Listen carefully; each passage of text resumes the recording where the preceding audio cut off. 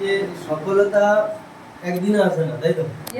কিন্তু কন্টিনিউয়াসলি মেহনত করে আজকে দিনের পর দিন অনেক প্রবলেম ফেস করে, তো সেরকম হয়তো সবাই প্রথম প্রথম সাপোর্ট করেনি, নিজের উপর বিশ্বাস রেখে, ডায়েট বাজারের উপর বিশ্বাস রেখে, সিনিয়রদের উপর বিশ্বাস রেখে শুরুয়াতটা করেছিল ডায়েট বাজারে, এবং মেহনত করতে করতে একটার পর একটা বেস্ট পারফরমেন্স নিতে নিতে প্রথমে আপকামিং পৌঁছায়। আপকামিং থেকে ডায়েট বাজারের first milestone Z club member achievement করেছে, এবং তার সাথে সাথে কিছুদিনের মধ্যেই তার যে ড্রিম স্কুটি নিজের টাকায় এই বয়সে একটা স্কুটি পর্যন্ত পারচেজ করতে চলেছে। ওয়েলকাম বিগ ক্লাবের সাথে none other than our Z club member miss Saita madam ji, please welcome.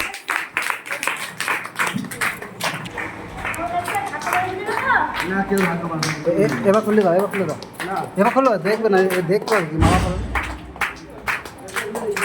হ্যাঁ এবার দিন মালাগুলো দিন, আস্তে আস্তে আস্তে আস্তে ওর হাতে দেবে, আস্তে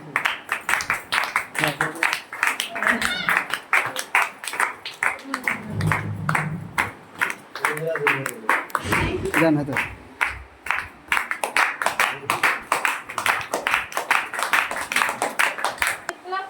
অনেক কষ্টে, ঠিক আছে, কারণ সিনিয়র স্যাররা সাপোর্ট না করলে যেগুলো কখনোই পৌঁছাতে পারতাম না। আর অনেক কষ্ট করেছিস, তাই আজকে এই জায়গায় ডায়েরি বাজার কি ফার্স্টে আমি যে কাউন্সিলিং শুনতে গেছিলাম না কেন, সেটা আমি কোনোদিনই ভাবতে পারিনি যে ডায়েরি বাজার কি, আমি কখনোই জানতাম না।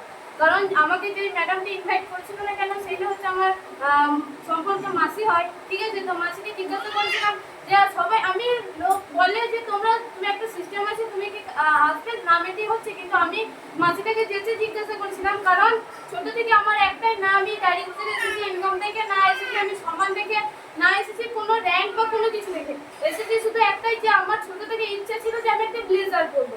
কারণ ব্লেজারটা যখন আমি কোনো দোকানে যেতাম জামা প্যান্ট কিনতে, তখন আমি মা বাবাকে বলতাম, মা আমি ওই জামাটাই নেবো, আর কোনো কিছু জামা নেবো না, ঠিক আছে। তো সেই ক্ষেত্রে আমি যদি বলতে যাই ইনকাম দেখেও আসেনি, সম্মান দেখেও আসেনি, অ্যাচিভমেন্ট দেখেও আসেনি, এসেছিলাম শুধু একটু ব্লেজারটা দেখে। তো সেদিনকে একটাই ভালো লেগেছিল, সেদিনকে আমাকে যে ম্যাডামটা ফর্ম ফিল আপ করেছিল না কেন, পূজা ম্যাডাম একটা গোলাপি কালারের ব্লেজার পরে থাকে, ম্যাডামকে আমি বলছিলাম, ম্যাডাম আপনার ব্লেজারটা কত দাম নিয়েছে?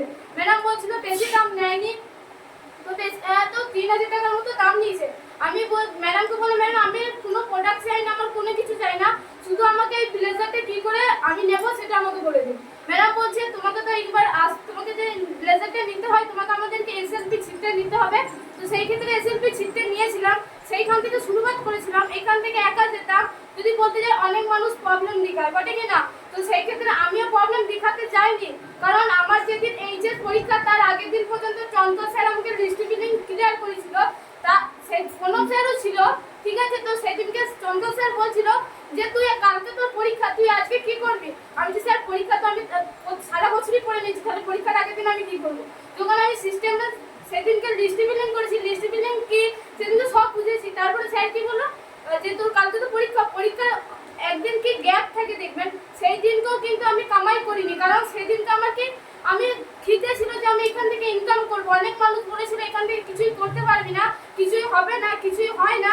তো একটা কথাই বলছি, সেদিনকে যখন মাকে আর বাবাকে যখন স্টেজে নিয়ে গেলাম, তখন মা পুরো কাঁদতে লেগে গেছিল।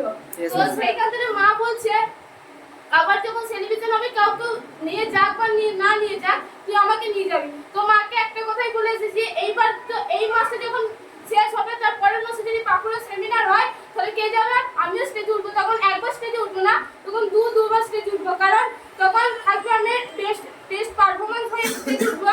আর নেক্সট যেটা পার্কুলার মেম্বার, সেই পার্কুলার মেম্বার হয়ে স্টেজে উঠবো।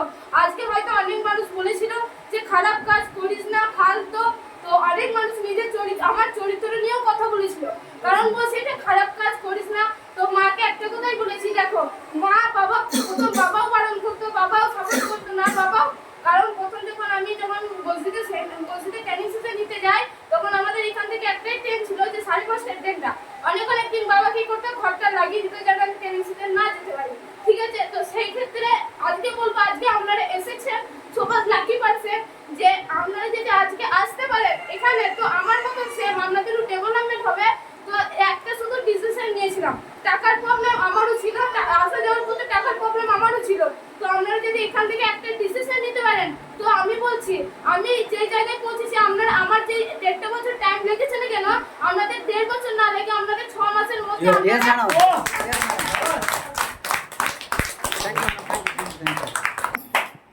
কেকের উপর পড়ানো লাগে গায়ে মাখাবে না, মাথায় যা দেবেন দেবেন। হ্যাঁ আবার আছে যা আছে ঠিক আছে